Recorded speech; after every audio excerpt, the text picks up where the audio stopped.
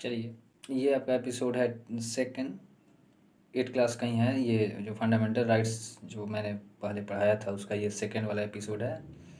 First number इसमें है कि राइट्स टू इक्वलिटी, समानता का अधिकार सबको। इसमें पढ़ना है कि all persons are equal before the law. क्या है कि कानून के सामने सारे लोग, जितने भी लोग हैं वो क्या है, एक समान है। This means that all persons shall be equal protected by all law of the country. तो कंट्री में जितने भी कानून हैं वो क्या करते हैं, this means that all person shall be equally protected, सबको एक समान ये क्या करता है, प्रोटेक्ट करता है। एंड कह रहा है कि it also states that no citizen can be discriminate against on the basic of their religion, caste और सेक्स। एंड उनके लिंग के आधार पे, रंग के आधार पे, जाति के आधार पे, धर्म के आधार पे उनमें कोई डिस्क्रिमिनेशन नहीं किए जाते हैं। अगर डिस्क्रिमिनेशन कहने का मतलब यहाँ पे ये हो जा रहा है कि उनमें कोई भेदभाव नहीं किया जाता है। Every person has access to all public places including playgrounds, hotels, shops etc।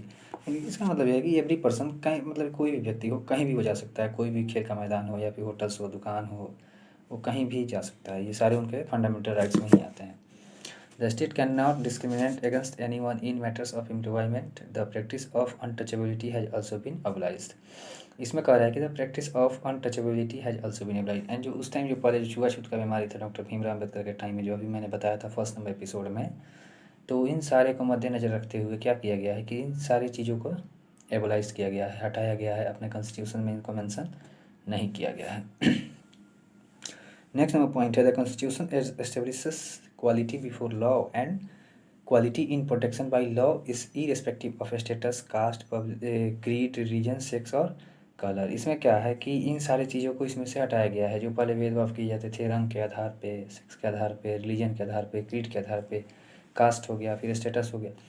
तो आज के डेट में या फिर पहले भी ऐसा होता था कि जिसके पास जितना ज़्यादा पैसा उसका स्टेटस उतना ही ज़्यादा। स्टेटस कहने का मतलब ये है कि उसका औकात या फिर उसका जो भी हो, पैसे से ही आँका जाता था पहले। आज के ज़माने में भी पैसे से ही आँका जाता है, ऐसा कोई नहीं है कि सब वही है। Equal opportunity in all fields of public life is also granted by the constitutions of India. And ये इंडिया के कॉन्स्टिट्यूशंस के तहत, मतलब कि तहत सबको क्या किया गया है, ऑल फील्ड्स में सबको इक्वल अपॉर्चुनिटी दिया गया है। इक्वल अपॉर्चुनिटी कहने का मतलब ये हो जा रहा है कि सबको एक समान मौका दिया जाता है। नेक्स्ट नंबर में कह रहा है कि the constitution also puts an end to all titles like Rai Sahab, Khan Bahadur, Sardar Bahadur etc। And इसमें और भी मतलब कि मेंबर्स थे, केवल डॉक्टर भीमराव अम्बेडकर नहीं थे जिसमें किए थे। नाम उनका आप देख लीजिए जो टाइटल्स में, ये कि राय साहिब हैं, दूसरा नंबर है खान बहादुर, थर्ड नंबर में इसमें सरदार बहादुर हैं। ये सारे नेम हैं जिन्होंने क्या किया, कॉन्स्टिट्यूशंस को बनाने में डॉक्टर भीमराव अम्बेडकर के साथ ये सारे लोग थे। Only gallantry medals and academic degrees can be conferred. इसमें कौन कौन से भाग ले सकते थे, जिनको गैलेंट्री मेडल्स मिला हो या फिर एकेडमिक डिग्री हो। जैसे आज के डेट में हम लोग ग्रेजुएशन करते हैं या फिर PhD, जो सारे मतलब कि उस टाइम में उनको गैलेंट्री मेडल्स या फिर एकेडमिक डिग्री के नाम से इनको जाना जाता था। आज में भी सेम प्रोसेस है। जिसके पास डिग्री है वो तो खैर बुक लिख ही सकता है, राइटर बन ही सकता है। देखिए इसमें कोरोना का माहौल चल रहा है, बच के रहिएगा लोग, बड़ी डेंजरस टाइम है ये, इसमें कुछ भी हो सकता है। सो कहना यही है कि आप लोग तो खैर कहिएगा कि जो अभी एग्रीकल्चर चैप्टर पढ़ाए थे उसका भी वीडियो अभी मिला ही नहीं आप लोगों को, मिल जाएगा बहुत जल्द। भले ये जो चैप्टर चल रहा है उसको कंप्लीट कर लिया जाए। चलिए सेकेंड नंबर इसका पॉइंट है राइट टू फ्रीडम, सबको आज़ादी का जो अधिकार दिया गया है। वही ना यहाँ पढ़ा रहे थे कि आज़ादी का मतलब ये नहीं होता है कि कोरोना के टाइम में आप निकल के एंड घूमते फिरिए, मास्क यूज करिएगा, हमेशा हाथ को सैनिटाइज करते रहिएगा, नहीं तो दिक्कत हो जाएगा। एक केवल आपके होने से असर नहीं करेगा, लेकिन अगर आपके पूरे फैमिली को हो जाए तो दिक्कत है, एंड इससे बचना होगा, बहुत दिक्कत है। कोचिंग वोचिंग तो सब बंद करके बैठे हैं, हम क्या करें, नहीं चला रहे हैं कोचिंग, सब बंद है आज के डेट में। अब ये जो वीडियो जो चल रहा है बस वहीं चल रहा है। जैसे सबको क्या, एजुकेशन तो ज़रूरी ही है, लेकिन इन सबको देखते हुए भी चलिए राइट टू फ्रीडम में आ जाइए। Correct, this includes the right of freedom of speech and expression, the right to form associations, the right to move freely, the reside in any part of the country. ये करता है कि इसमें आपको ये प्राप्त है कि आप कंट्री के किसी भी पार्ट में या फिर आपको जहाँ मन करे, जब मन करे, कभी भी आप कहीं भी जा सकते हैं, किसी एसोसिएशंस में या फिर कहीं भी आपको मूव करने का क्या है, freely and reside to any part of the country, आप कंट्री में कहीं भी जा सकते हैं। And the right to practice any profession, occupations और बिजनेस, आप कोई भी काम कर सकते हैं, कोई भी व्यापार कर सकते हैं, आपका कोई भी प्रोफेशन हो आप उसको क्या कर सकते हैं, एक्टिवेट कर सकते हैं। प्रोफेशन मीन्स हो जाएगा काम धंधा, जो भी काम करना है। जैसे मेरा ही टीचिंग है तो मैंने अपना कोचिंग खोल के रखा है, मैंने तो गवर्नमेंट से परमिशन लिया नहीं, लेकिन बाद में मैंने उसका रजिस्ट्रेशन करवाया। ऐसा होता है कि रजिस्ट्रेशन करने से क्या होता है कि आप गवर्नमेंट के नज़र में आते हैं कि आप टीचिंग कर रहे हैं सर, तो ये सब चीज़ ज़रूरी है। But these freedoms are not without restriction, लेकिन ये जितने भी आपको फ्रीडम दिए गए हैं वो क्या है, विदाउट रिस्ट्रिक्टांट है। यानी कि ये इसमें अब क्या होता है कि कुछ आपको रिस्ट्रिक्टांट उसमें लगाए गए हैं। रिस्ट्रिक्टांट करने का मतलब ये हो जा रहा है कि उसमें कुछ पाबंदियाँ जो हैं वो लगाई गई हैं। Unrestricted freedom can lead to lawlessness and may create problems, अगर अगर उसमें कुछ अगर रिस्ट्रिक्शन अगर नहीं लगाए जाएंगे तो क्या हो जाएगा, ये प्रॉब्लम क्रिएट कर देगा। एंड इस तरह क्या होगा कि सारे लोग कानून तोड़ना स्टार्ट कर देंगे। So in the interest of the life virginity and integrity of India, and इस तरह क्या होता है कि ये भारत को एकता एवं अखंडता के सूत्र में बांधती है। Restrictions can be imposed on the exercise of this right to freedom. And इस तरह क्या होता है कि ये सारे मतलब कि जितने भी रिस्ट्रिक्शंस लगाए गए हैं उसके बाद भी आपको फ्रीडम दिया जाता है एंड आपको अधिकार भी है इसका। अब कह रहा है कि राइट अगेंस्ट एक्सप्लॉयटेशन, तो ये पॉइंट आपका बनता है, पढ़ ही लिया जाए।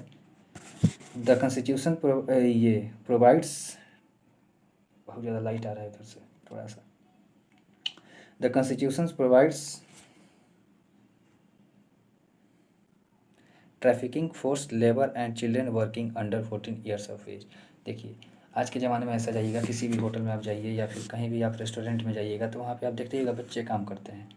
सर एक झोला का फ़र्क है, जो झोला आप बस्ता लेके घूमते हैं वो झोला सब कबाड़ लेके घूमता है, सब जो बीनता है सब कचरा उचरा, वो सारे बस एक झोला का ही फ़र्क है, कुछ ज़्यादा फ़र्क नहीं है उसमें। तो ये कह रहा है कि जितने भी 14 ईयर्स से कम के जो बच्चे होते हैं उनके काम पे क्या कर रही है गवर्नमेंट ने रोक लगाया है, यानी कि इनको बैन किया गया है। The constitution does not allow bonded labour, इस पे क्या करता है गवर्नमेंट की, बोलता है कि ज़बरदस्ती आप किसी से कोई काम नहीं करवा सकते हैं। Such exploitation have been banned under our constitution, and कुछ इसमें जो है नियम के तहत हमारे कॉन्स्टिट्यूशन में बैन किए गए हैं। Special concessions for the welfare of the scheduled caste and scheduled tribes and other backward classes OBC have been made. And इसको क्या किया गया है कि मतलब OBC या फिर जितने भी निचले कास्ट के तबके के लोग हैं उनको मद्देनजर रखते हुए ये सारे शेड्यूल्स तैयार किए गए हैं।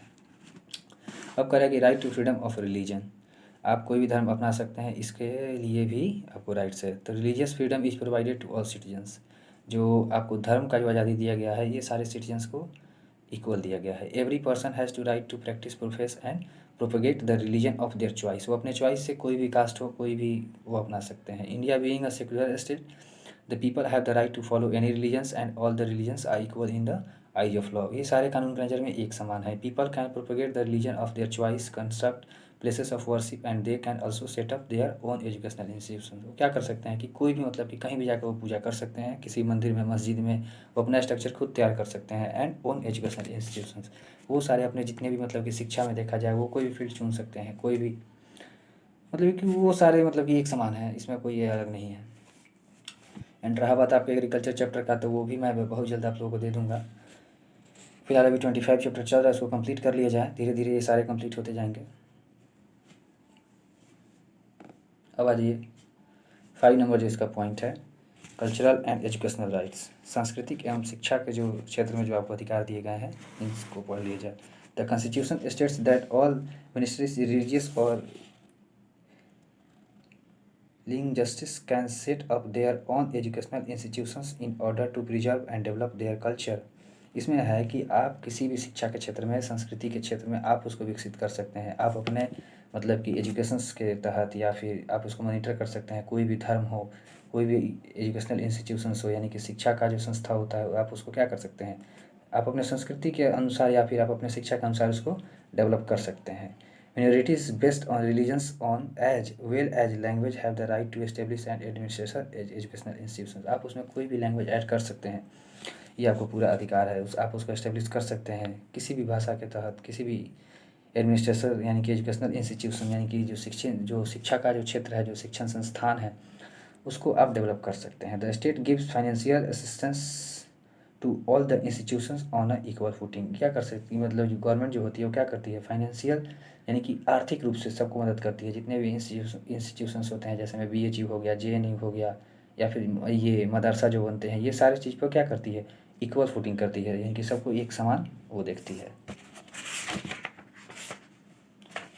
6 नंबर में कह रहा है कि राइट टू कॉन्स्टिट्यूशनल रिमेडी। इसको हम लोग कल पढ़ेंगे। एंड आज के लिए इतना ही बस। आप लोग इसको देखिए वीडियो, ये सब आप ही लोगों के लिए डाला जा रहा है। जब आप लोग घर में रह रहे हैं तो फिर स्कूल तो बंद है, या फिर कोचिंग संस्थान ये सारे जो बंद हैं, तो इसका आप लोग फ़ायदा उठाइए वीडियो। एंड आपका अगर कुछ ऐसा है कि अगर इस वीडियो से अगर आपको कुछ मदद मिल रहा है, या फिर आप पढ़ रहे हैं, इससे सीख रहे हैं, तो दूसरे को भी आप बताइए कि सर ये वीडियो आप देखिए, इससे आपको कुछ सीखने को मिल सकता है। ऐसा नहीं है कि केवल ये अपने पास ही रख लीजिए, ऐसा नहीं करिए, सबको दिखाइए। क्योंकि केवल अपना भला चाहने से तो होगा नहीं, सबका भला, इसमें सबका सहयोग करना चाहिए, सबका साथ देना ही होगा हम सबको। तो अब आज के लिए इतना ही। राधे राधे।